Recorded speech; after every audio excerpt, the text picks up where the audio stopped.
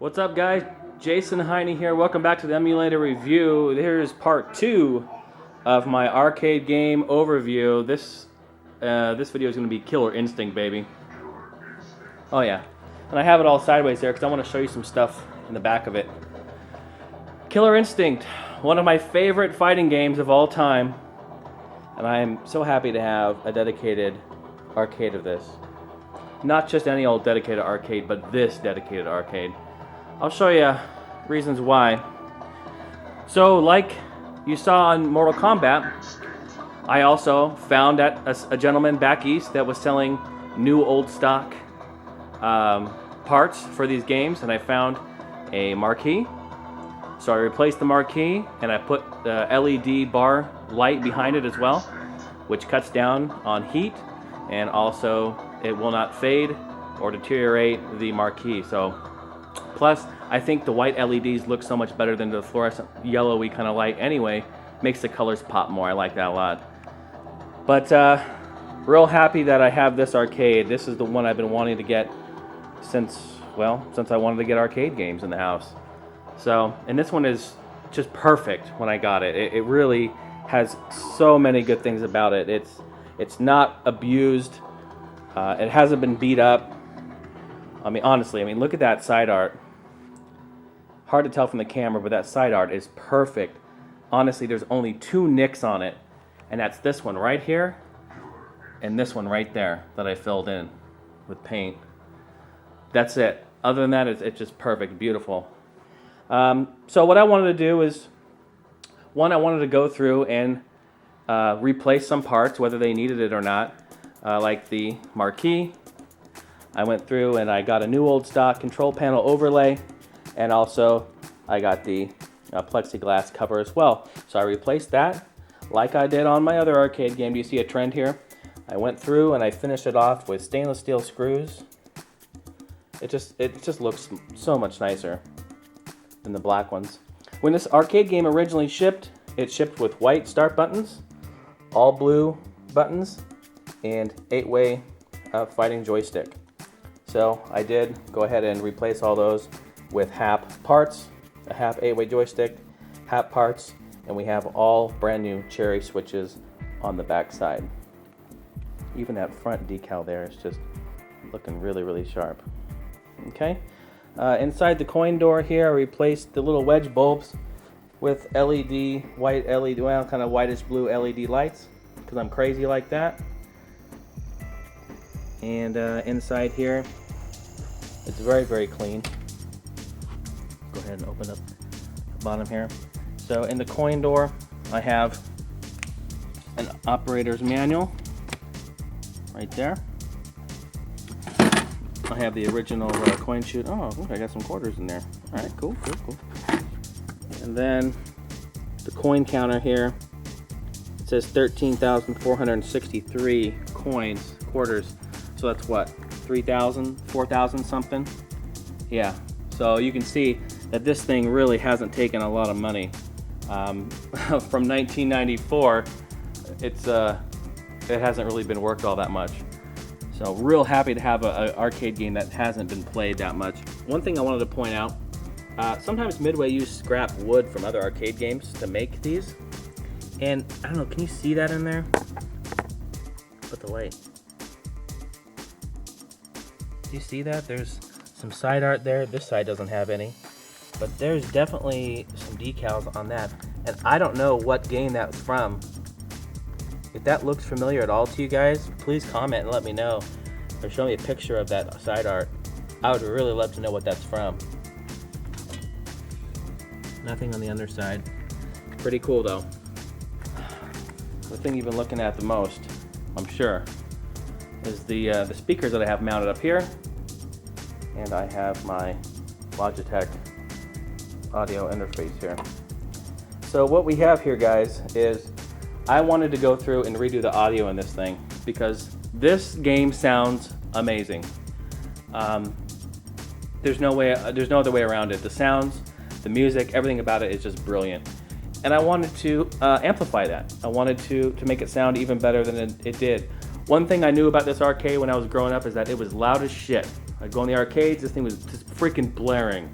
and it stood out, and I wanted to take that and amplify it. So what I did was I got a Logitech Z Series 2.1. It's actually a surround sound system, but I just are using the 2 speakers, and that's right, folks, a subwoofer. Yep, I put a subwoofer in this thing. I'm going to show you that in just a minute.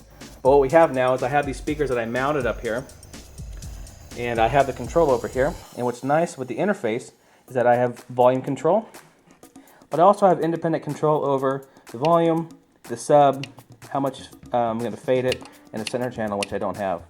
But so that's really nice. I have it right on the fly. I have it mounted up right through there. It can set off to the side so it doesn't get in the way when you're playing, or it can sit up here and just be right there, or you can play in the player 2 position, and it can always be up, readily available to adjust whatever you need. It's a quick on off if you don't want it.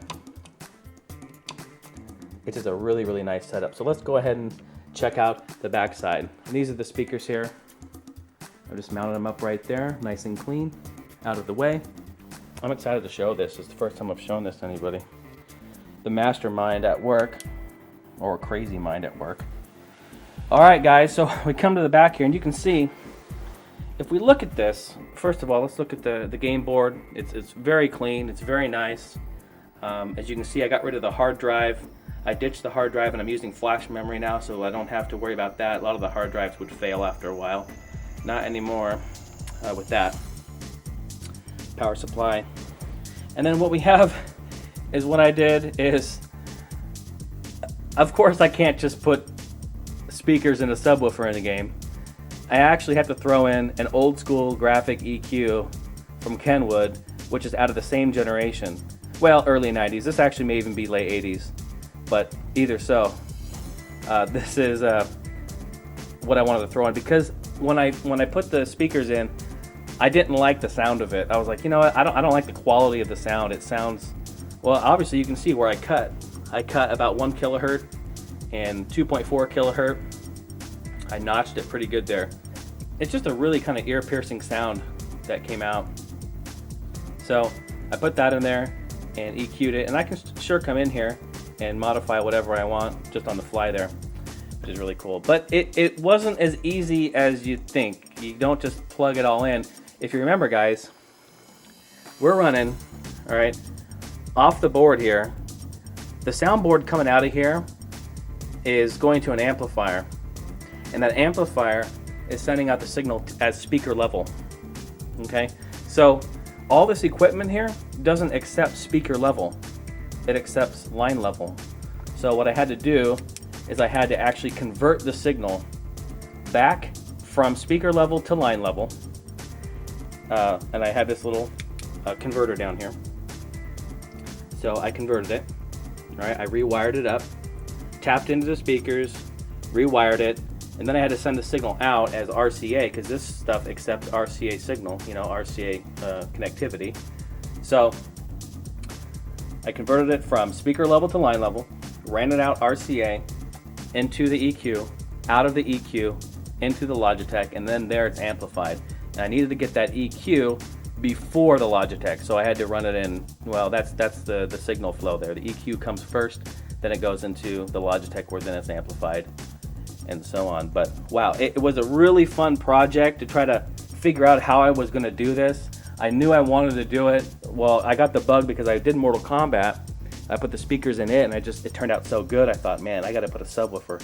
And this is the 12-inch subwoofer that fits. I mean, look at it. It fits just perfectly in there. You know, you saw it here first, folks. I'm telling you. If anyone else starts putting subwoofers in their games, shit, you saw it here first. I've never seen anyone do anything this crazy. But I'm just really happy. I'm an audio guy. I'm an audio freak. So this just totally makes sense, right? Anyway, yeah, there's the monitor up there, monitor board, all that. But it's nice and clean in here. You know, I mean, yeah, I got some sawdust still from when I was shaving things, but yeah, that's how it turned out. It turned out really cool. So the big thing is you probably want to hear it. Now you're not going to be able to tell from the camera, of course. Quality's not the best, but I'm going to go ahead and put the back on, just right here, and then oh, what up, girl? What up? We'll get to you. We'll get to you.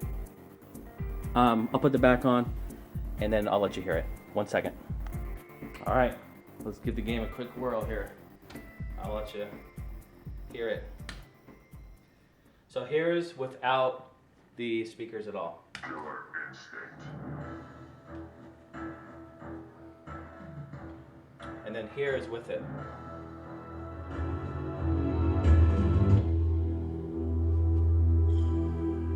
Killer instinct.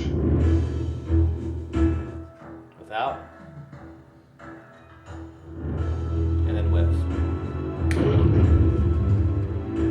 I had to go in and actually use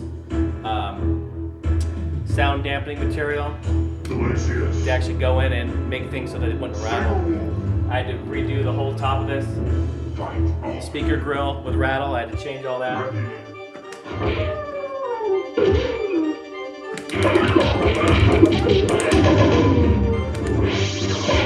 It sounds so good.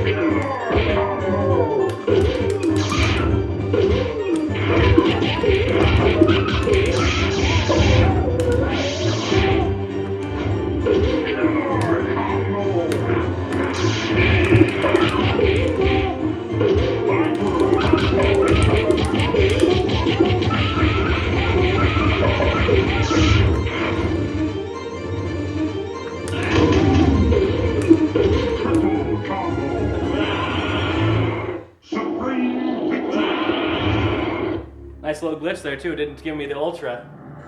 Nice. So anyway, that is the Killer Instinct audio mod there that I've done. It's amazing. I'm telling you, when you're playing this with your friends and it just sounds like this, I don't know. It's amazing.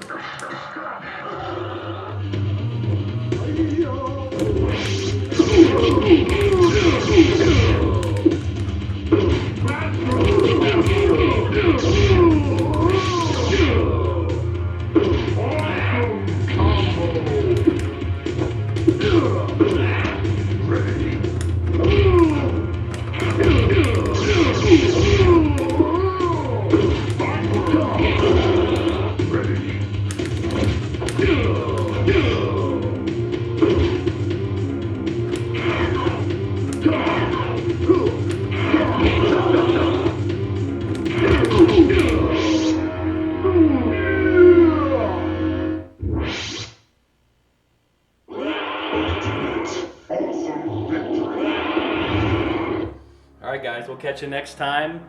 It's going to be Killer Instinct 2. We'll do it next. Thanks for watching. You guys have a good one.